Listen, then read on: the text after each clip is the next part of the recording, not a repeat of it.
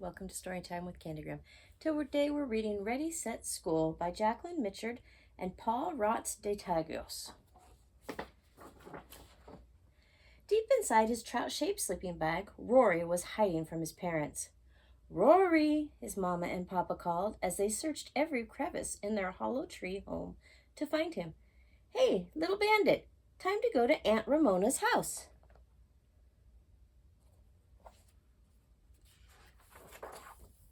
Rory didn't move a whisker, even when he heard his papa clambering up the branches to Rory's room. "Rory," Papa called, "I know you're up there somewhere. You'll miss the apple and sardine pie your aunt is making just for you.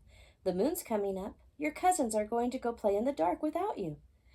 As you know, raccoons stay awake all night. During the dark, they work and play. But Rory just crossed his paws and snuggled down deeper into his sleeping bag. His favorite goldfish pajamas were packed inside, along with his Rocket Raccoon comic book. Everything was ready for Rory's sleepover, except Rory. Just then, he heard a soft voice say, "I see a little round lump in that sleeping bag. Rory, my trout pal, come on out." That was Mama. "We're going to be late," said another voice. That was Papa.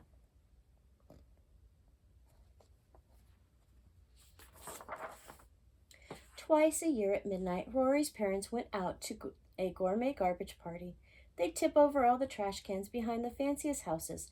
It was a dressy event, and all the raccoons spent days getting their fur done and their claws buffed. Usually Grandma Rebecca stayed with Rory, but tonight she was going with his parents, and Rory had to stay over at his Aunt Ramona's house. When he first heard about his sleepover, Rory was excited about staying with his twin cousins, Roy and Ray. Then he remembered. It would be his first day away from home.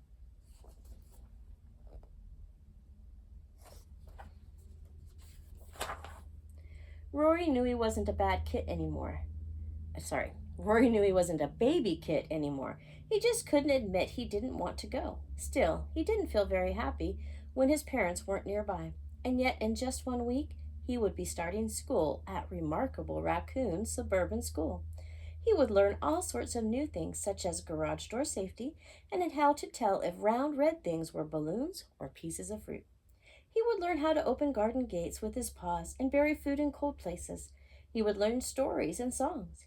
He'd have to walk across the big field with Ralph and Rita, his friends who lived on the golf course, and take his lunch in his Rocket Raccoon backpack. He'd be at school every night almost until morning.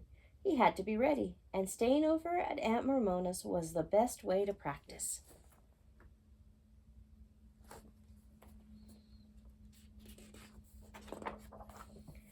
Rory did worry about being at school all night, but he worried more about being away from home.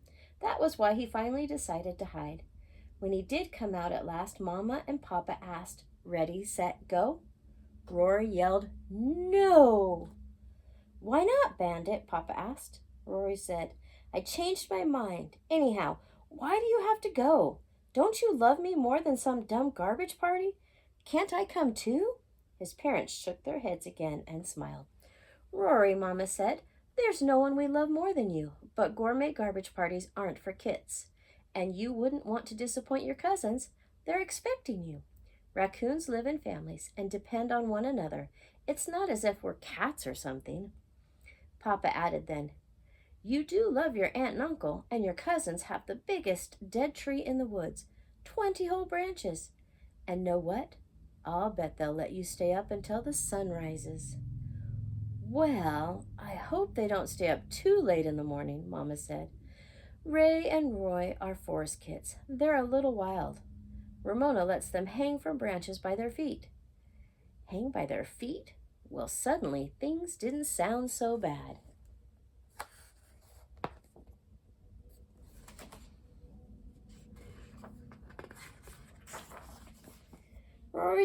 Rory started to roll up his sleeping bag. He followed his mama and papa down the branches, but as soon as his paws touched the ground, big fat tears started to roll down his cheeks.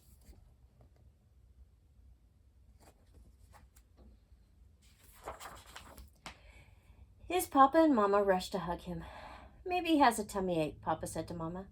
"That watermelon rind he had for dinner didn't look very rotten to me." It was practically squishy, Mama said. Just right for a growing boy. I wouldn't give my little kit anything that would hurt him. I don't have a tummy ache, Rory yelled, and I'm not a little kid. I just don't like new places. I'm not going, so there. What's really bothering you, Rory? Mommy asked. Well, really, it's that you might never come back, Rory admitted. Garbage parties aren't safe for parents either. Papa nodded. My folks went to gourmet garbage night when I was a kid, and I used to get scared of that same thing. Every time my folks tried to take me to Grandpa Randall's, I'd kick up a fuss. But when I finally went, I had so much fun fishing that I couldn't wait to go back.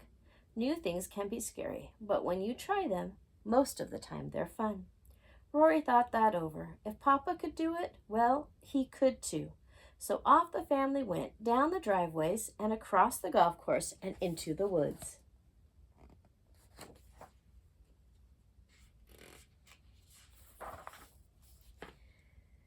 And surprise, he had a great time. Rory and his cousins caught minnows and slid in the mud. They hung by their toes and stayed up way past daylight. Rory didn't forget his parents, but he never felt like crying to go home. He had barely settled down in his sleeping bag when his mom and dad picked him up right on time.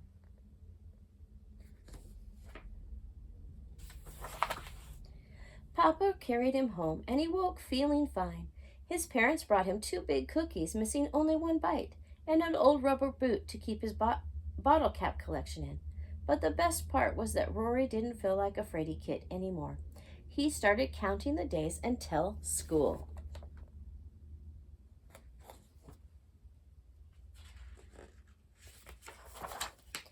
When the morning before school finally came, Rory packed up all his school supplies in his Rocket Raccoon backpack.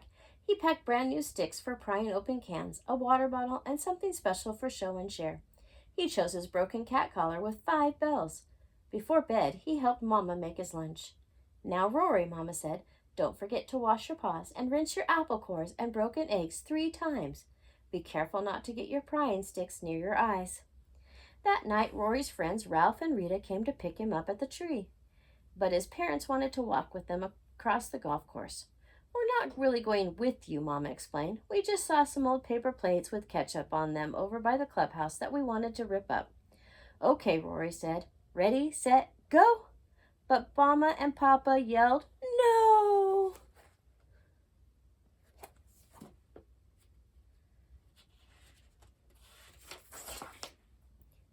You can go to school next year, when you're bigger, Mama said. It might be best to stay home a little longer, Papa said. Rory gave them a big hug and stepped away. Papa and Mama, you know I have to learn all the things you learned at school. Fishing and scratching and tipping trash cans and everything. After all, I'm not a little kid anymore. Rory's parents nodded bravely, but when he turned away one last time, Papa started to sniffle, and Mama had a tear in her eye.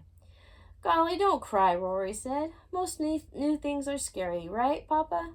You just have to give them a try. It will be fine. You'll see. And don't worry. I won't be late, just like you weren't late when you went out. I think I like school, but home will still be my favorite place. Papa said, I think our Rory is ready to go. Mama said, you're sure, excuse me. Mama said, you're sure you're all set?